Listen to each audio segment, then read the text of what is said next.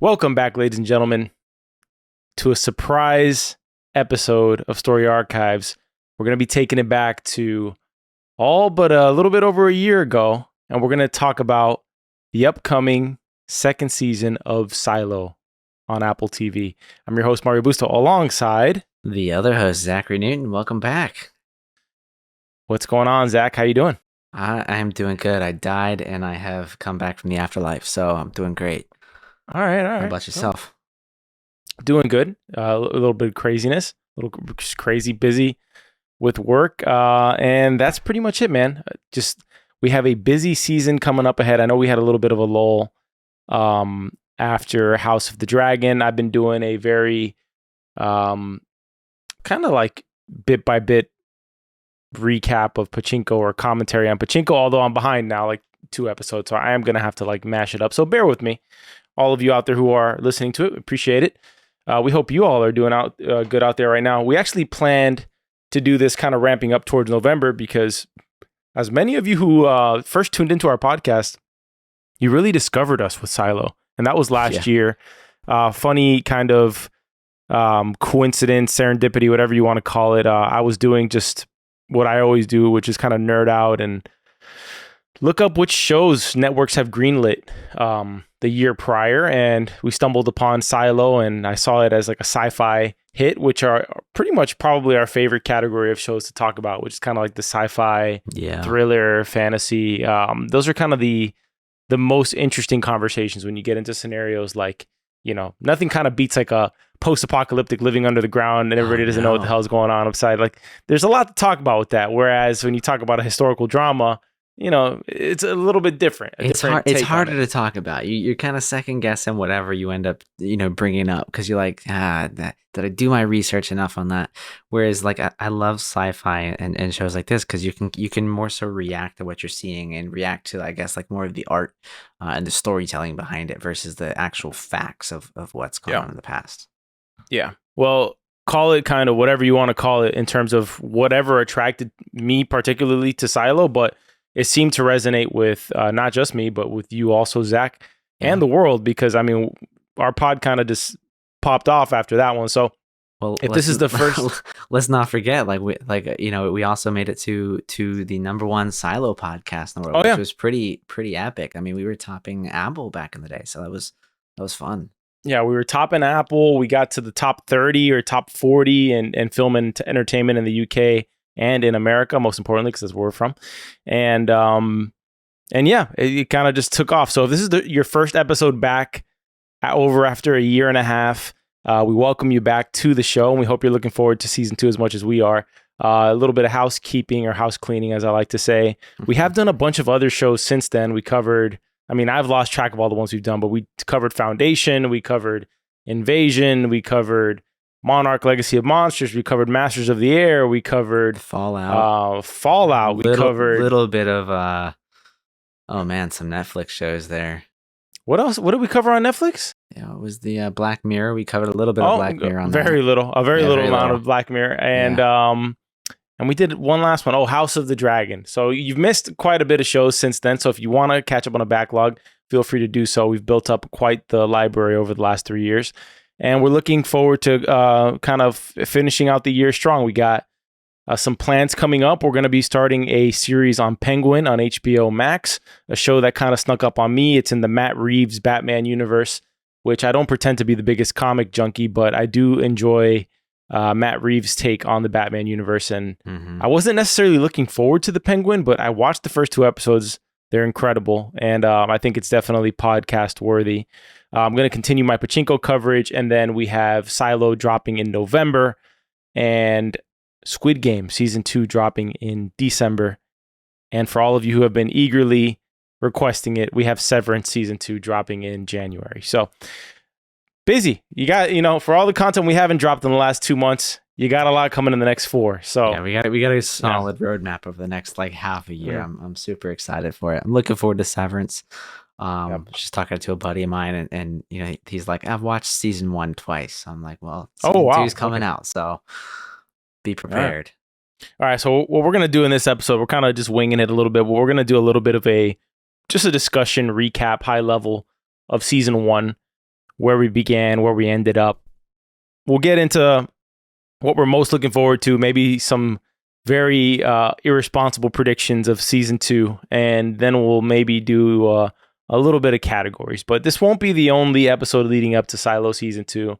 But we're ahead of the game because they haven't even dropped the official trailer yet for season 2. So let's get into it. I was looking for it as I was watching like a recap for season 1, but I haven't seen it. Yeah. So where shall we begin? We start off in a underground, being introduced to Sheriff Holston, who kind of has this troubled background considering his wife seemingly dies outside of the silo, right? Yeah. She wants to go outside. There's all sorts of things. We find ourselves underground in this world that's been essentially stuck in time. There's something horrible that occurred up top in the whatever we want to call it on we'll call it the outside. outside, not the up top, because that's part of the silo. True.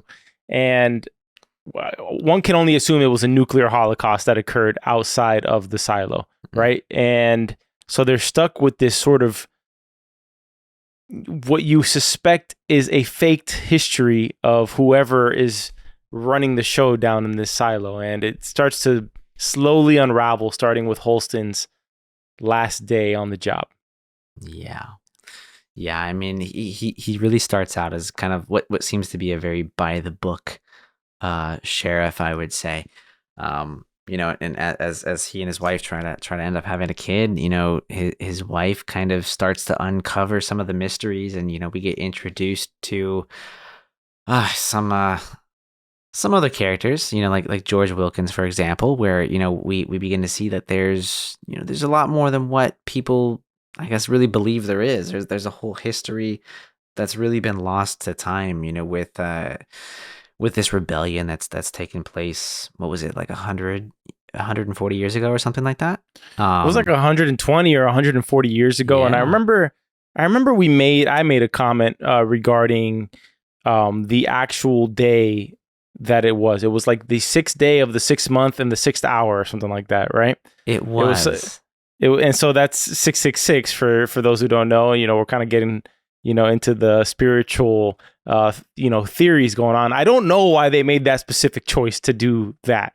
I don't know if that's going to play a role later, but I don't think we need to break it down for anybody listening to this. You're going to get the entire season 1 spoiled for you. So I don't think we got to break it down and do like a whole thing, but we do get introduced to the different factions that exist underground, which includes sort of like this class warfare going on, right? You got like the down low mechanical, blue collar workers. You got you got the sheriff's department, which kind of enforces the law, but they're not actually in charge. You got the mayor. You have judicial, right? Which no one really knows what judicial does, but they seem to run the show as well. And you have IT.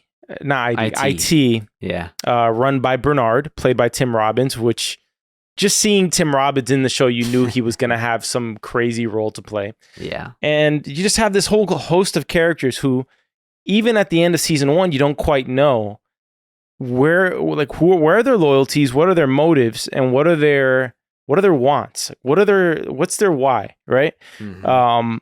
We can talk about Juliet, who's our main protagonist. Doesn't start that way in episode 1, but she ends up being a Holston's pick for sheriff as he goes outside to clean, right? Mm-hmm. And she's essentially a mechanical worker, comes from a family. Her dad is Pete Nichols, who is one of the, top doctors in the silo. Yeah. And she made an interesting choice to kind of abandon that life early on and go work in the, what do you call it? The down deep, Zach? The down deep, yeah. Right. And you have some sort of it's kind of interesting, right, that we're talking about this now, because you have in real life, you have these port workers striking, right? Yep. And then in the silo, you have the guys in the down deep who are also on the verge of striking, and they're kind of being galvanized by this guy named Knox and a few other key characters that are down there. In the down deep, or in mechanical, as they call it in the show. Mm-hmm. And you have this ongoing mystery that Juliet gets sort of pulled into by her boyfriend, or I guess kind of fiance. They were gonna tie the knot, but they didn't want to do it on paper. Well, they weren't approved to. It would have been illegal. Oh, true. So, and that was George Wilkins, who she gets kind of dragged into this mystery thinking that he was murdered, but we do find out that he actually did take his own life. Not because he was distressed or anything, but because I guess he was trying to protect either somebody or a group of people. Because we can only assume, and this leads me to the next faction that we're going to talk about, that there's an underground group that doesn't necessarily believe the history that's been told to them called the Flame Keepers. Mm-hmm. And we don't know all of the members of the Flame Keepers, but we do know that George was probably a member of them. We know his mother was. We know this woman Gloria, who's being essentially drugged, right? Yeah. In the hospital or the psych ward of the silo.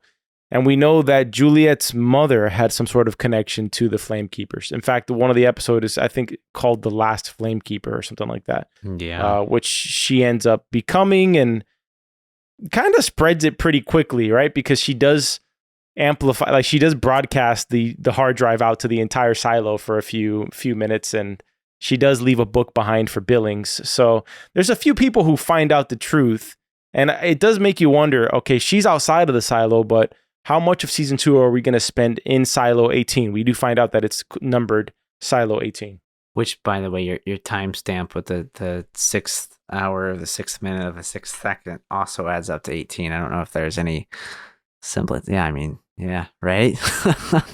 That's So a great catch. I don't know how deep we're getting with the symbolism of all of this stuff here, but no, I think it's interesting. And I mean, not to dive too much into predictions, but I don't know how you can deviate too far from silo 18. Like, I feel like it would be such a big loss to not focus on characters like Bernard and like Sims. I feel like they're so strong, and I like the story that we've kind of built up. Like, they've got their own mysteries that we see throughout this season, where Sims was potentially going to be Bernard's shadow. There was a moment towards the end of the season where Bernard was like second guessing it, like I think I made a mistake, and then ends up coming back around to say like, hey, we'll talk about it. But clearly we know there's still a lot that Sims is just in the dark about, and I feel like there was a lot of setup with Sims, probably more specifically with his family, and some of the plans that they kind of hinted to that we still don't know what they are, but it sounded like they had some plan in place, whether it was to, I don't know, to get out, to go and hide. I don't know where you can hide in a silo, but I do think that we're going to still get to kind of explore that storyline a little bit. Talk about that a little bit, because I'm a little fuzzy on the details with his wife, but I was going to make a note about that. What are your thoughts on like the sort of motives of the Sims family? Because I agree. I think I think he may have started one way, right? But I think as he learns more, he may become an ally in some way. Yeah, I mean, I feel like one of the common themes that we see in the show, I mean, there's a lot of focus on like self-preservation in some ways, but like the complicated thing with this is like, I guess, are you going to sacrifice the few for the many? And that specifically was one of the things that jeopardized Sims's position with Bernard in the show, because he put his family above the silo. And for Bernard, that's a big no-no. For Bernard, he has to put the silo above everything else. How did he do that again? What specific thing are you referring to? It had to do when Sims sent people to go protect his wife, right? Like, because I believe Juliet was on the run at that point, and we find out actually broke into Sims's home to use his computer and get into the hard drive. But yeah, it was something that Bernard had found out about. Wasn't there a mystery regarding his wife? There may have been. I don't remember exactly what it was off the top of my head, though. That may have to be something I look back at, because one of the things that stuck out to me about that whole dynamic is that she did open the drive in her place. So the wife would have been let in on some information there that maybe she didn't know before. Yeah.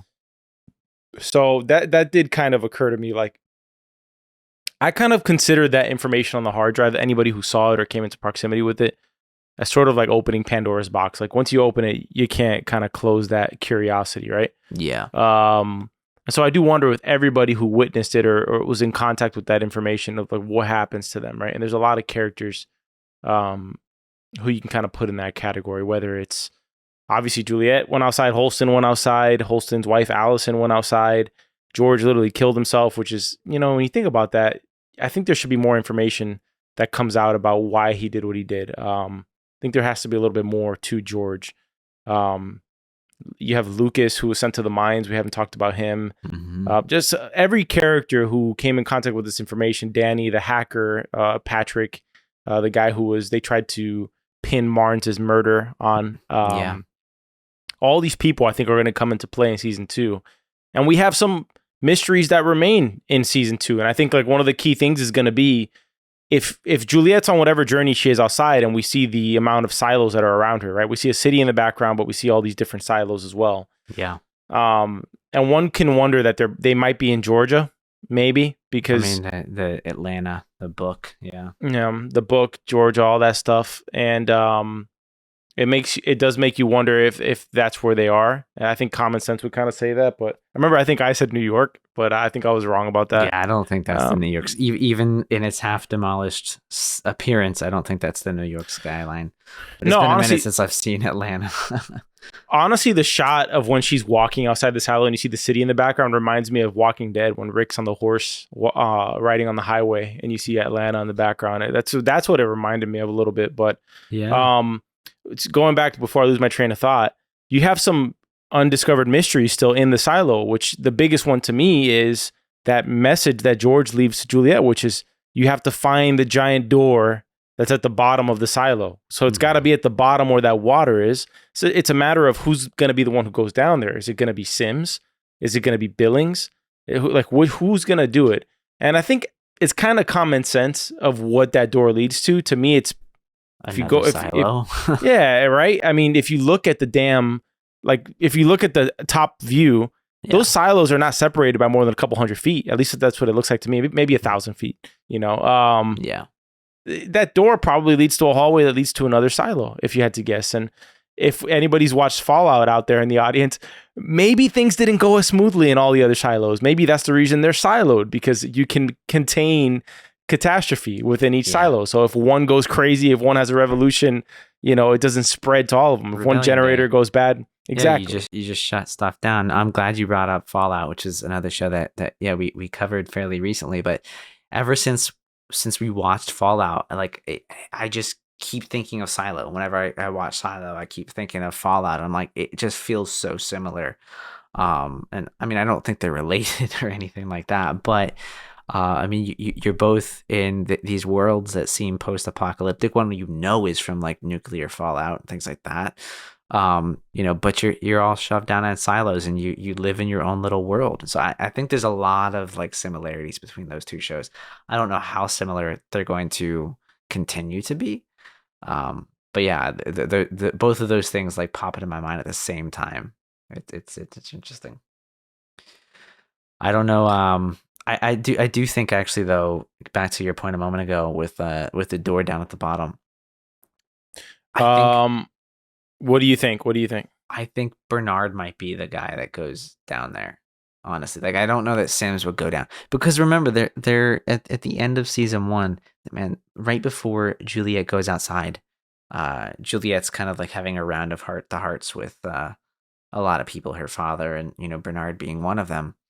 And I just remember us talking like ad nauseum about this reaction that Bernard had when Juliet mentioned the door and the down deep. And it didn't seem like something that he expected. And I don't think he was surprised that she knew about it. I think he was surprised to have learned about it. I don't think he knew about it.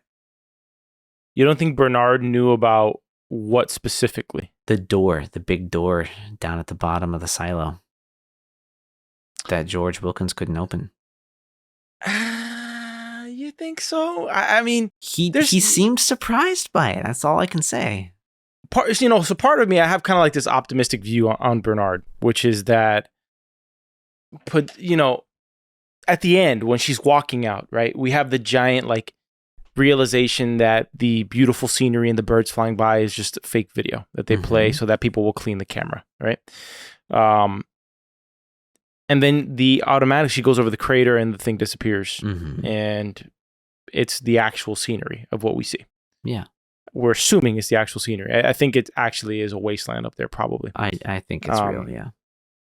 And then you see Bernard get a key and turn it, the number 18, it's blinking red, right? Mm-hmm. And I don't know if he didn't trigger it to blink, so that it was automated of when it was blinking red, Mm-hmm. and he opened something. Now, I remember we talked about this, right? Like we kind of just were throwing the idea around. Did he turn off the visor or whatever the visual was when she went over the crater, or did he open a door to communicate to the other silos like that there's somebody who survived, right?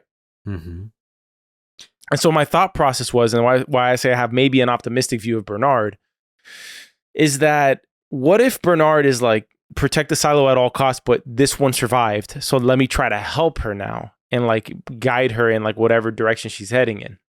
Like, what are your thoughts on his motives? Was he trying to help Juliet at the end there, or was this just like everybody has a boss? Is this like the beginning of Dark Knight where everybody's shooting each other in the robbery, right? It's a great question. I mean, Bernard goes to the server room. I think to this day I still believe that he did turn off the visual like feed that was going to Juliet. Like I do think that was him. It is really weird because it does feel like he was being paged with 18, which I believe is their silo. Blinking like that. But man, again, so much of this show, like I guess the decisions that you make are just very gray, especially when you're up at like their level, and I guess like the power hierarchy here. I think she had reached a point where it was like, well, she can't do any more damage, and I don't think Bernard is necessarily out to get everybody. Like I don't feel like that's him, and so maybe we agree in that regards. Like I just think he has been trained to prioritize the silo over everything else, and now that what else is the silo going to learn? Juliet's already out of view. There's nothing else she can do. Maybe that was sort of a more of like a thank you, or just like a redeeming moment for him in that season. Yeah, maybe. I think one thing that's not to be forgotten about this show is that it is absolutely unforgivingly brutal. I mean, Yeah. Characters will die, and I think that is. I was gonna say it's one of the refreshing things about it, but no, it's yeah, but you know what I mean. It's like we always talk about it when somebody dies in a show. There's like actual, like in a situation like this, a decision is life and death in many cases. Yeah. So when you watch one of those corny shows that like the main character is making reckless decisions left and right, and they just have the plot armor of 1,000 lives, you see a show like this, and you're like, holy crap, Holson just died. Oh my god. Mm-hmm. Marn, the mayor just choked on her own blood. Like, Yep. Marnes is dead. Like, just when you think somebody's safe, you just have no idea, to the point where like it ramps up the intensity of the show, because not even Juliet's safe, right? At any moment she might die too, right? Yeah. So I think the season 2 should keep that element of to the show, where like there are high stakes like that. But I do wonder, I think it's going to be kind of half and half, right? Or maybe more in the silo and less with Juliet, because now she's got very few options at this point, right? We do know so my theory was that the suit was killing them. I think I mentioned that. I thought the suit was killing them.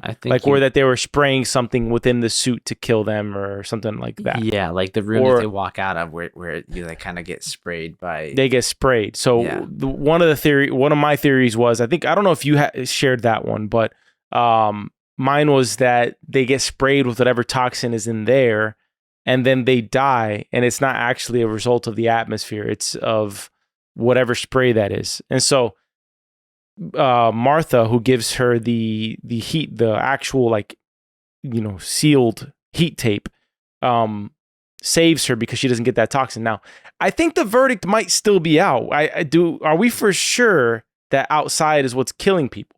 Is that toxin still out of the question? I don't think it's out of the question. I actually have the bets that we had from season 1. Okay. But specifically with the suit, yeah, your thought was that the suit specifically was poisoning them. I was right, but I was like, I was unintentionally correct. Yeah, Was that it was not properly sealed, so it was exactly. technically. Yeah. And so that's I guess the uncertain part is we know the suit's not properly sealed. Okay, fine. But what we don't know is it the spray that gets them before they go out? That's what kills them and poisons them, or Yeah. is it just the outside?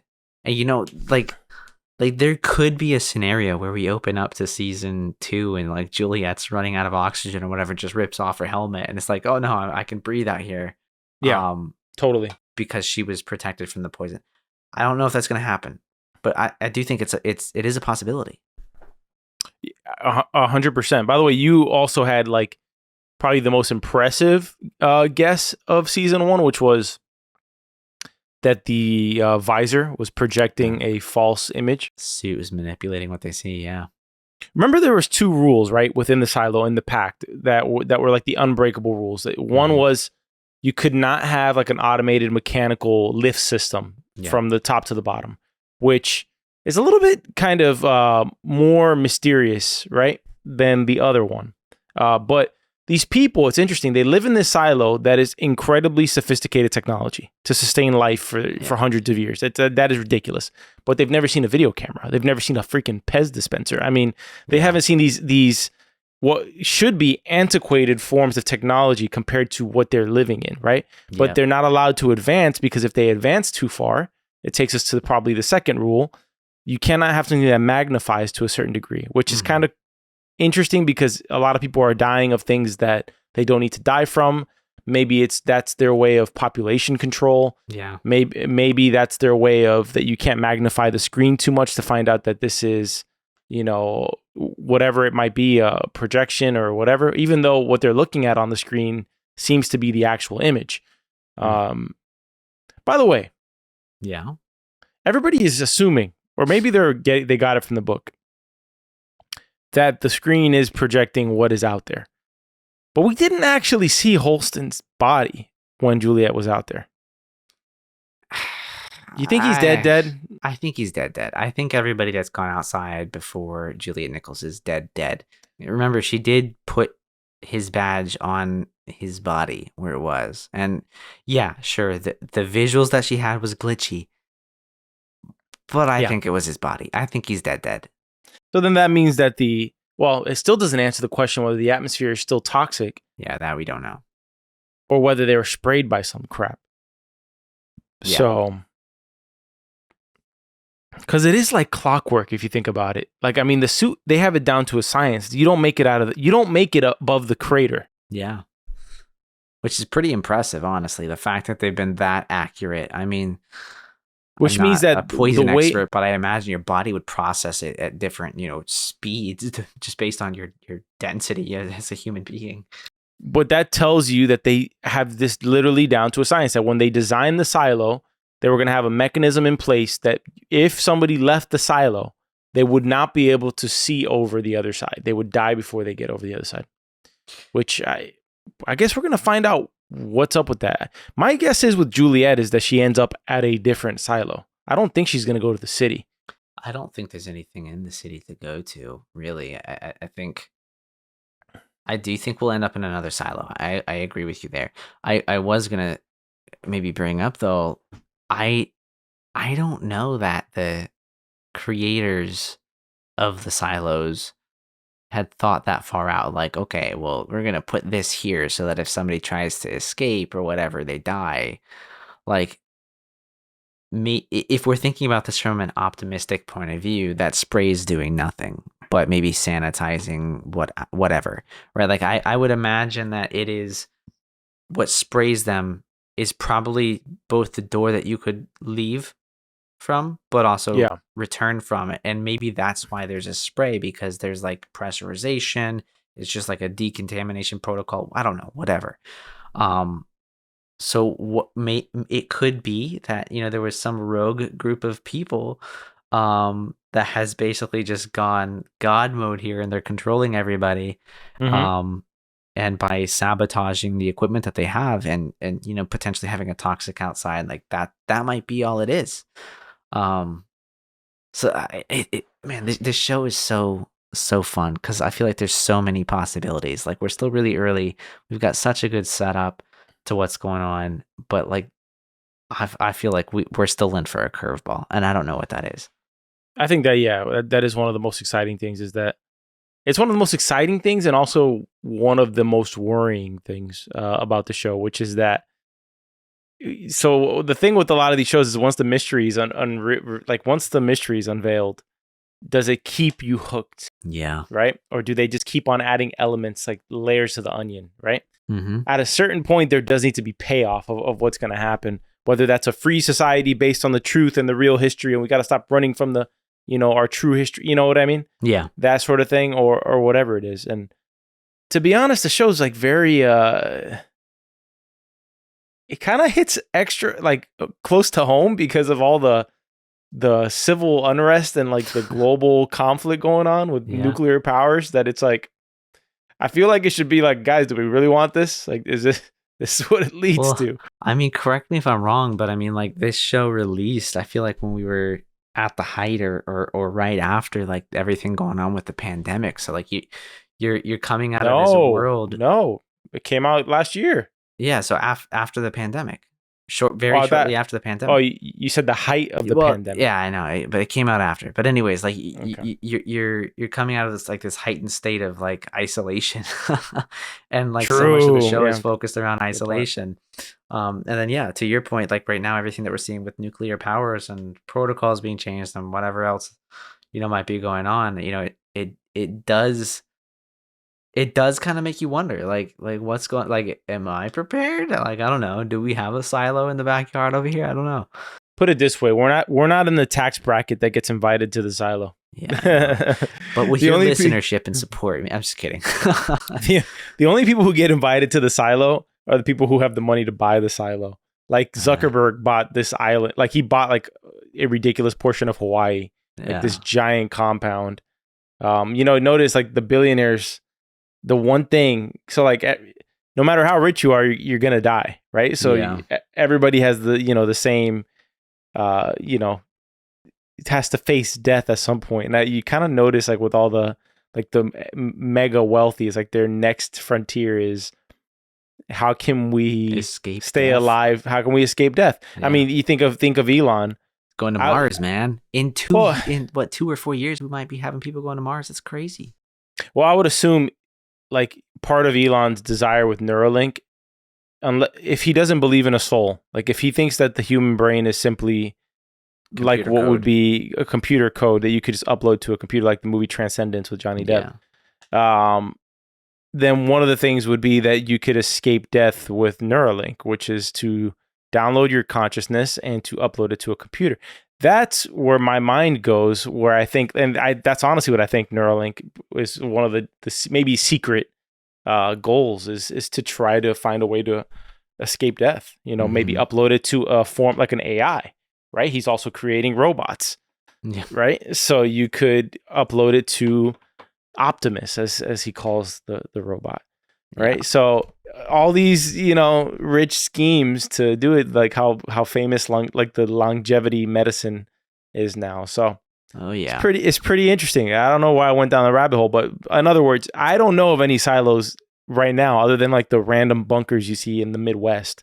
But yeah, Zach, I personally haven't gotten an invitation. To be honest, I don't even know if I'd want to go into a silo if a nuclear thing happened. I just don't think I'd be down for it. Yeah, I don't know either. I mean, I don't think life would be all that great. Like, that's what I'm saying. Like, where I'm going to be in a silo. I feel like life in a silo like that. I mean, especially as you get to like a show like this, like it kind of feels like, I don't know what I'm looking for. Like, is it communism? What is it, where it's just like you all have like your responsibilities and everything is sort of provided for you, and it's just it's got to be some form of communism or socialism, right? Because I honestly think that in a society like that, you can't really have a democracy in some sense. Why? Because there's too many variables.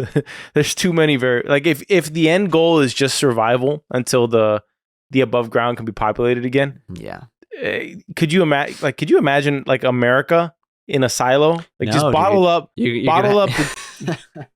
Yeah, you're gonna need a lot more silos than the ones we saw at the top. If they're all Yeah. running like, everybody gets to say what they want and do what they want. And no, everyone's Yeah. like, you're a farmer, you're a mechanic, you're working judicial. It's a caste system, Yeah. really, and that's probably the reason they don't want the automated lifts is because they want to really dig in the fact like that there's divided class systems here. Yeah, 100%. I mean, it's apprenticeships like all the way. You grow into your role. It's very rare for somebody to like I think move outside of that. I mean, Juliet Nichols, moving to the down deep, I think is one of those exceptions. But yeah, very much a class system. I also think that the lack of mechanized travel is really just to help isolate information as well. Obviously things cannot travel that quickly, but Did you apprenticeships like in mm, trade schools are like becoming more and more popular these days? Like it's huge in the service industry? Yeah, absolutely. I mean, like air conditioning, electrician, plumbing, things like that. Absolutely. it's becoming huge. I think because people are scared that AI is going to replace like almost everything.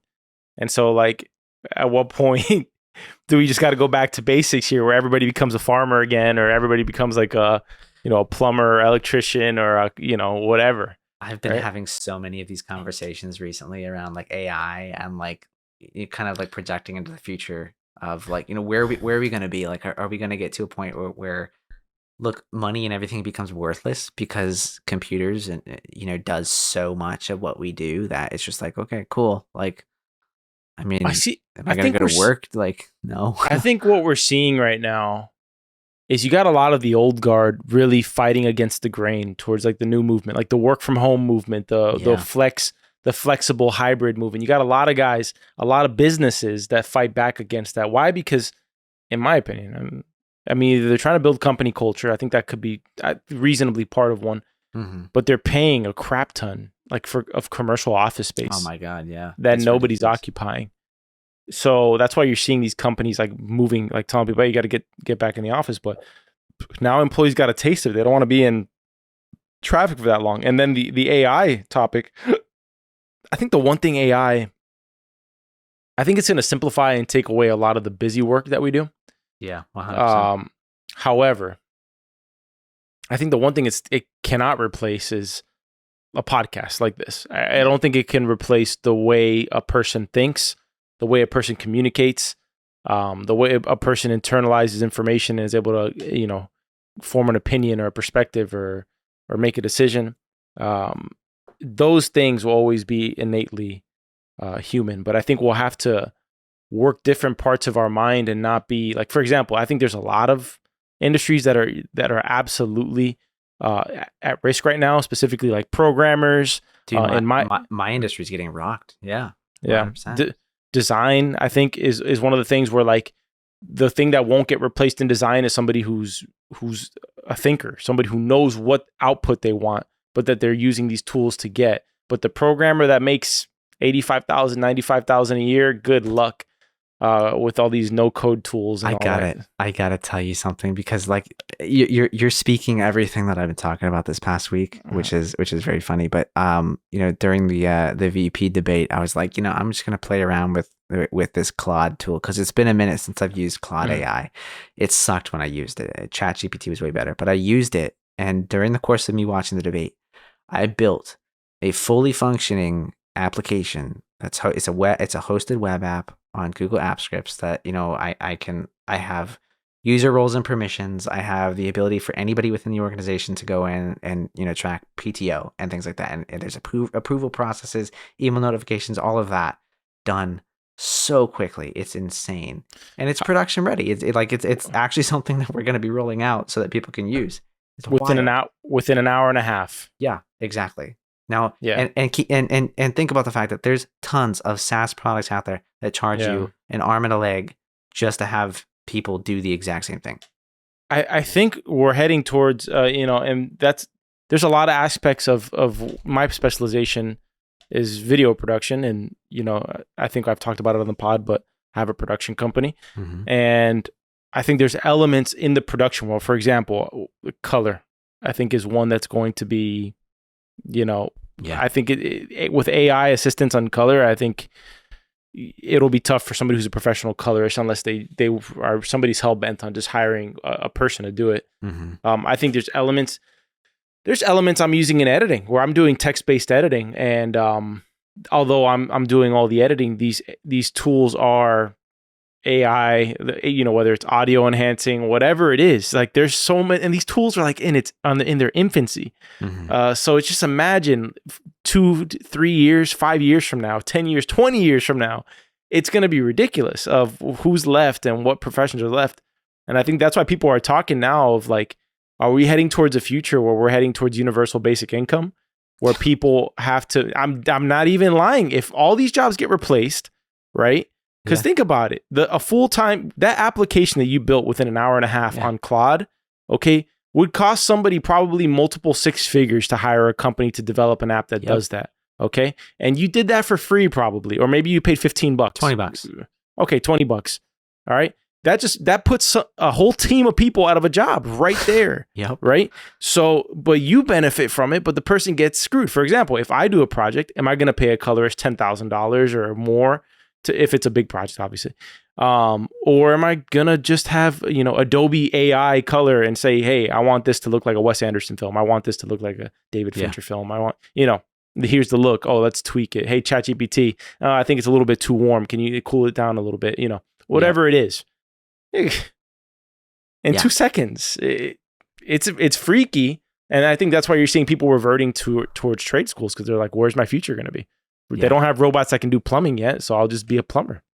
Well, I don't think the silo has AI, at least not that we've seen, but they definitely do seem to have some pretty advanced technology with the projection tools and the suits and things like that. So I don't know how wild things are going to get outside of the silo. I mean, when we saw Juliet Nichols, walk out at the very end of the season, there's other structures out in the distance, like watchtowers, outside of just the city. So, man, again, there's a whole world of possibilities. I don't know how high these like levels of power go, but man, I'm excited to find out. I think there's going to be probably another faction, whether we call them the Warden or whatever, that there's going to be a class of people that are in the Bernard category who truly call the shots, and they're going to have a boss too, right? All right. Do we want to do some categories? I think we're going to do a couple more episodes probably leading up to, I'm trying to get some interviews going, but I haven't heard back. I want to get in touch with I'm not going to say the names, because if we can't land her as an interview, then I'm not going to even put it out there. But what was I going to say? Do you want to do some categories? I was going to say we do predictions, but I don't feel prepared for predictions today. Let's do some categories. So I wrote down a few questions here. Actually, I have about 10 questions that we're going to run through. Are we going to do all 10? Okay. I think so. I mean, unless you want to cut it off halfway, but I think I think this would be a fun way to close out the show. Just kind of thinking back on season 1. So I'll start out with the first question here. The first question is, if you had to live in the silo, which job would you want to have? Which job would I want to have in the silo? Those porters who are like taking packages up and down the stairs? Just running all day? Hell yeah. Because think about it. If not, then you're stuck in one section of the silo all day, right? Those people got clearance for all areas of the silo. I don't mind being a porter. I'm out of the mess of everybody's, The thing is, I would get curious. That's the problem, is that I would get curious. I'd get a package one day, and I'd be like, this one's going to judicial. What's inside this? And then let's shake this one. And next thing you know, they're sending me out to clean, and that's it. Yeah, we can't have that. So no. The answer that I've got for that question is, I feel like I'd want to be the sheriff. Like it's not such a high position that you're like in charge of everything, but it does seem to be. I feel like a lot of the silo was actually pretty organized, like outside of just like the chaos that ensued after Marnes and Mayor John's death. It felt pretty tight. Like it was a pretty easy job. I'll be honest, like there's a part of me that wants to know like everything and be like a type of Bernard, right? Yeah. But the other side of it is like I wouldn't want to like be holding that over people or trying to like control. You know what I mean? Like he's doing a horrible thing to these people in a sense, or maybe he's not, because there's a very real possibility that this show does not have like a happy ending. That this becomes like a Juliet. You have no idea. Like, yeah, you may want freedom, but here's what that creates, and then like chaos ensues, and then they go back. The people choose to go back into their caves. You know? Yeah. Anything's possible. Well, let's hop into the second question. So the second question I have is, which character development arc did you find the most compelling in Silo? The most compelling. I thought Juliet's was interesting, but she was already an outsider. She already kind of had her suspicions that something was wrong, right? So I think Holston's was probably the most interesting because he went from a straight-laced sheriff who was very much what you described, which was somebody who like enjoyed the sheriff job. That's actually not my answer. My true answer is actually Billings. Really? Yeah. Interesting. That's a good one, though. That is a good one. Yeah. I'd have to say it's a tie between Holston and Billings, but Billings being that he's a straight-laced guy, came up within the system, in judicial, learning the ropes of everything. He's kind of seen like the inner workings of the department. He has a key choice to make. He has the information that something's different outside, right? Mm-hmm. Because he saw the Georgia thing, but he burned the book. So he become another Bernard? I could totally see him being not a good character in the end, right? He has the syndrome, this disease that we don't know much about. We just know that it forbids you from positions of power, right? Mm-hmm. In the silo. So I'm interested to see where Billings goes. How about you? My answer is actually where you started. I think Juliet had the largest like character development. I mean, we've seen her literally since she was a kid, the innocent little kid with the little bunny rabbits, all the way through to, again, moving to the down deep, ascending to sheriff, and then basically being thrown back down into the down deep, quite literally in some cases in this season, where she falls down the like the trash chute there. Mm-hmm. And then, eventually being like sentenced to go outside, or really forced to go outside, to go outside. Really, it was not something that she wanted at first, but that's what we ended up with. So that's what I'm gonna go with. I'm gonna go with Juliet on that one. Can't go wrong with that answer. Yeah. All right. Question 3. What theories do you have about the world outside the silo? I kind of feel like we're aligned on this. I think it was a nuclear holocaust. There was too many silos built, so it must have been that tensions were going crazy. This was already like a World War III type scenario. Mm-hmm. And so that the silos were enacted to be created across the United States and maybe in other parts of the world. This is probably not the only city with the silos, obviously. And the question is how many silos were they able to develop? Was this something that only the rich could go into, or was this something that it was like a lottery system where if you got selected, you were one of the lucky few who got to go into the silo? Yeah, I think we're pretty aligned. I mean, what I wrote down, was I really think it was a nuclear world war, right? And that's forced tons of people to go underground while they wait out the nuclear fallout. Just yet again, another thing that kind of reminds me of the show Fallout. Question 4. If you could add one amenity to make life in the silo more bearable, what would it be? One amenity? Yeah. I couldn't pick between 2, so. One amenity. You go first. So there's 2 that I'm kind of bouncing back and forth between. And you could argue if you would not consider one of these an amenity or not, but I would say an elevator would probably be one.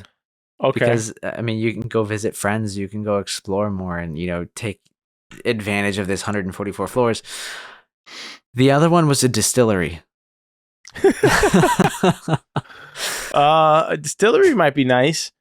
I was gonna say like a basketball court, like that would be like a whole gymnasium, like where you could work out and stuff like that. It would be kind of one of mine. I do think like a market, like a night market where you could go like have, freaky. I'm picturing like the ones you see like in Japan where you got Yeah. like bars and grills and like that kind of stuff. Mm-hmm. I mean, that'd be kind of fire. I was thinking like other amenities, but yeah, Like a no, pool. something a pool. No, yeah, give me like a full on like facility where it's a gym, a pool, basketball court. I think that would help keep a lot of people like in check for sure. A football field, a soccer field, like crap stuff like that would be insane. That'd be interesting. I'm sure there's some people that run and frolic through the fields. Next question. If you had to choose between knowing the full truth about the outside world or remaining in blissful ignorance within the silo, what would you pick and why? You know, as I've gotten older, I used to think like I wanted to know like everything. Yeah.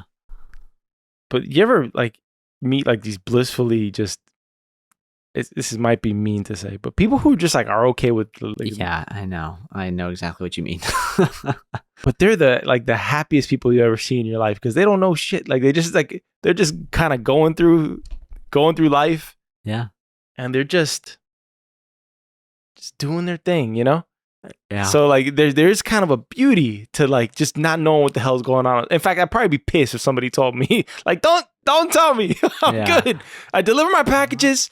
I go back to my wife. We do it.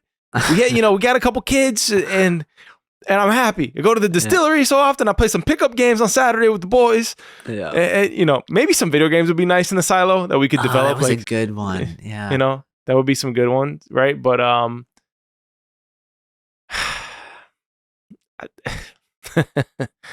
look, man, if you choose to know, it's almost a guaranteed death sentence. It's almost a guaranteed. It feels that way. Think about it. Juliet's lucky that she was like the last one to find out. There's generations of people who have died for knowing what she knows. Yeah.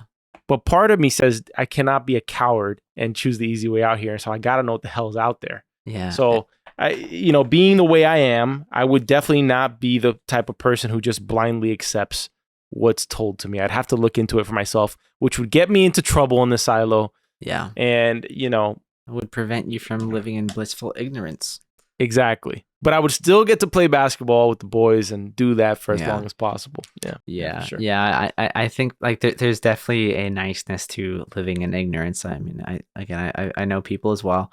But I don't think I could handle not knowing or being in the dark. I want to make informed decisions. I want to know what's going on. Like, I mean, it's even as I exist today, here, like I'm always trying to like question things like, is that legit? Is that right? Like, let me look into it, research and understand it. So it's kind of just my personality there.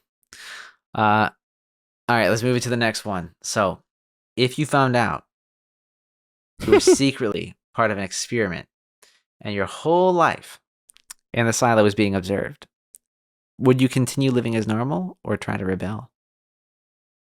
I think it would be like a low key rebellion because here's the thing is you also got to think about this.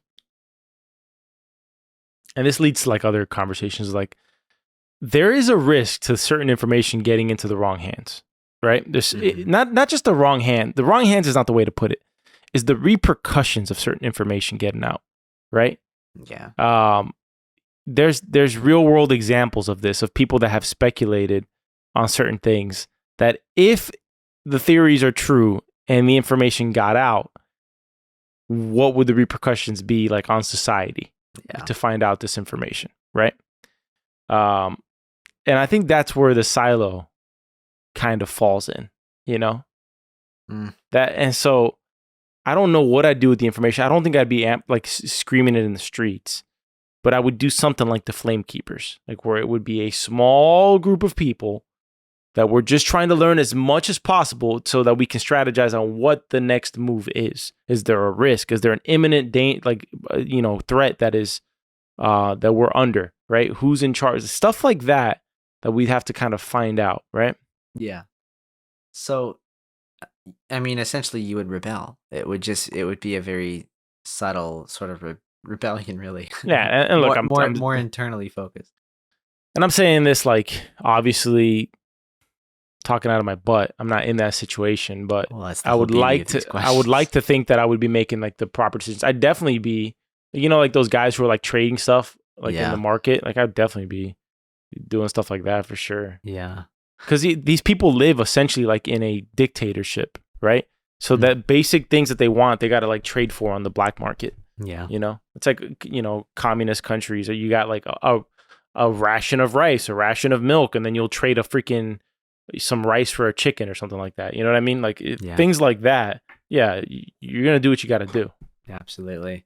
I mean, I feel like I would probably like if I just like one day woke up and found out that I was being watched or a part of an experiment like that, That pissed me off. Yeah, of course, yeah, it would piss me off too, because I'd feel lied to and like betrayed. But if I found out there was a camera in my apartment, like that would piss me off so much. Yeah, like it would be like hell would be raised for sure. Yeah, for sure. Mario's gonna leave the recording later tonight and just go look at all of his walls. But I got no mirrors in my house, so except the bathroom. So that's good. Might check that one. I mean, I feel like I would try to continue living as normal for a brief period until I could rebel. I want to make a note about that, what you just said. You ever been in a hotel and just wonder, is this a double-sided? Yeah. This is a double-sided mirror. Yeah, I have. I've stuck my face up to them every now and then, but yeah. You do a middle finger to the mirror. Just in case someone's there. F you. Yeah. All right. Question 7. This one's a fun one, I think. So, all right, let me set the stage here. Yes, I just read it. All right. Go ahead. A fatal disease is spreading through the silo, and you're told that sacrificing one level would contain it and save everyone else. As interim mayor, do you make that call? Of course, you have to literally sacrifice all the entire level, bro. Yeah. There's no choice. It's either that or the whole freaking silo dies. Yeah, absolutely. There's this game I was playing. Okay, it's called Frostpunk. All right, I played it years ago. Yeah, you told me about this. All right, and you're in a society, and the society's in this frozen tundra. Like, imagine the whole Earth has like this giant blizzard, and everybody in the audience can think about what they would do here. Mm-hmm. I'm having a great game. Like, this is the best save file I've had. Things are going smoothly, but the winter's getting colder and colder and colder. So I got to keep cranking that furnace, the generator that powers the entire society, up, up, and up until the point that it's destabilizing. And at the very end, something goes wrong. Something gets jammed inside of the furnace, and I am like the mayor of this town. Yeah. And this game, the way it works is that it presents you choices, and usually they're like, a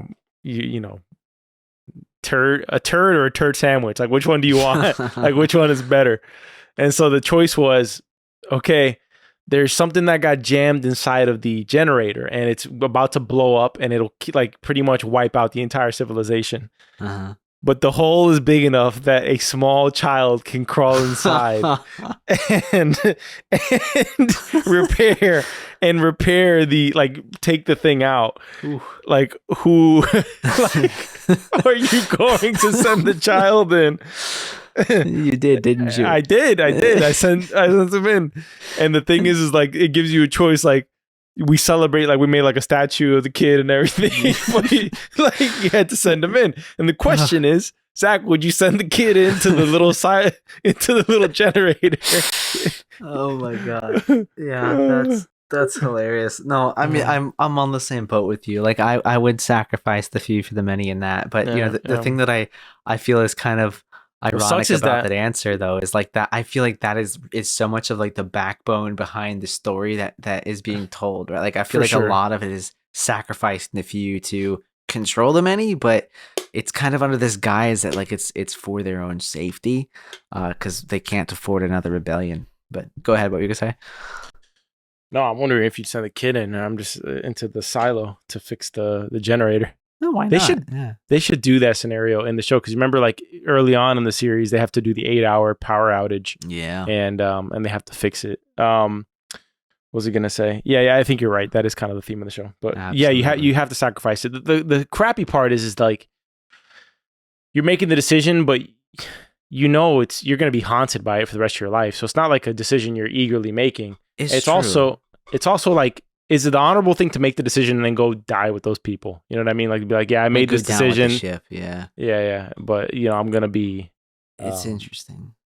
something to think about. I mean, like, I think the one really, really big difference between this scenario and, what goes on in the show is at least this is a decision that would be like made out in the open.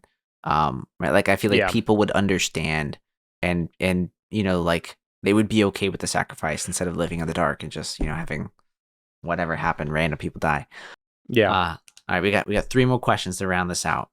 Okay. So the next one is, if Silo were to have a spin-off series, what aspects of the world would you want it to focus on? Reestablishing society above ground. Okay, that would be interesting.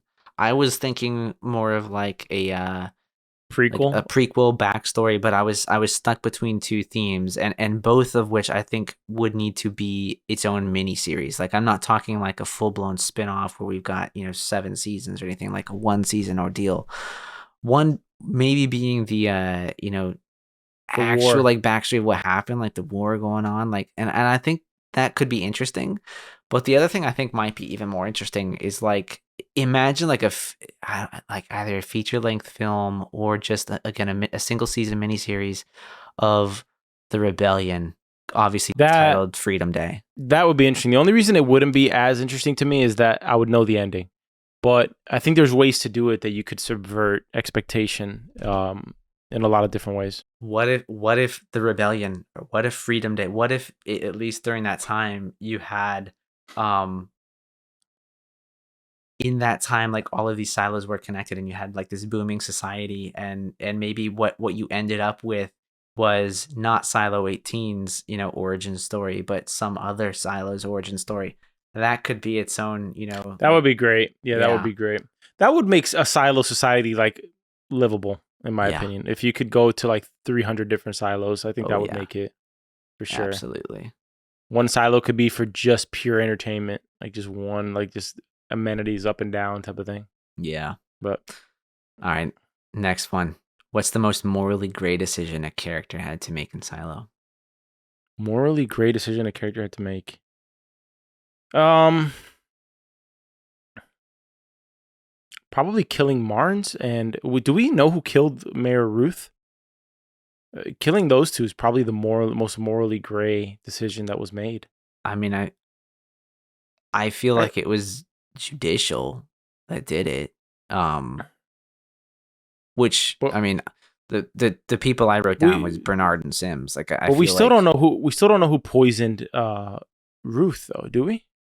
we don't We never know really who found we that don't know out. who poisoned him. I mean, we do know who killed Marnes was It was Trumbull, right? Trumbull, which Yeah. was Sim's department. Exactly. So it's judicial. It all comes back to judicial, and I'm picking Bernard and Sims because, again, like, it feels like a lot of their motives are kind of rooted in trying to keep the majority safe, but by control. Like, I don't think their means of doing so is good, but Yeah. I feel like that was probably, like, that's where there's so much debate, right? Like, are the bad guys really the bad guys, or are they doing it for the good of the people? Another interesting decision was Billings burning the book, tearing out one page, and we never saw what that page was of the Georgia tourism book. Mhm. So, yeah. Anyways, Yeah. All right, final question here. Which character do you think had to compromise their values the most to survive in the silo? compromise their values. Yes. Pete Nichols, Juliet's dad, who had to purposely prevent people from getting pregnant. And he didn't seem to be in line with it, the decision to do so.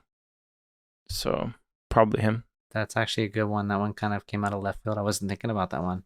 Because I don't think that Bernard is compromising his character. No. I think he believes in what he's doing.